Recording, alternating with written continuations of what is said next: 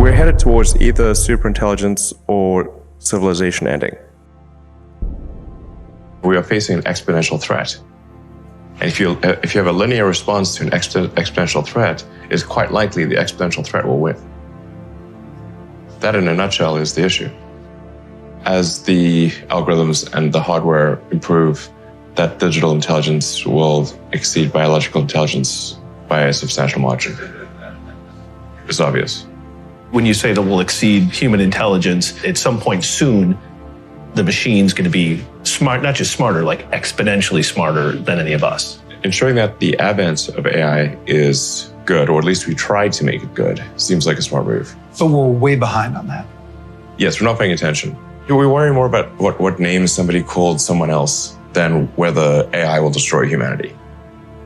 We're like children in a playground.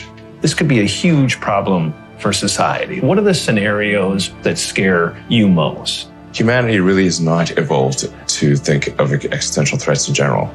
We're evolved to think about things that are very close to us, near term, to be upset with other humans, and not to really to think about things that could destroy humanity as a whole. But then in recent decades, just really in the last century, we had nuclear bombs, which could potentially destroy civilization, obviously. We have AI, which could destroy civilization. We have global warming, which could destroy civilization, or at least severely disrupt civilization. Excuse me, how could AI destroy civilization? You know, it would be something the same way that humans destroyed the habitat of primates. I mean, it wouldn't necessarily be destroyed, but we might be relegated to a small corner of the world. When Homo sapiens became much smarter than other primates, it pushed all the other ones into small habitats. They're just in the way. You can make a swarm of assassin drones for very little money by just taking the Face ID chip that's used in cell phones and having a small explosive charge and a standard drone, and have them just do a grid sweep of the building until they find the person they're looking for, ram into them and explode. You can do that right now. No new technology is needed right now.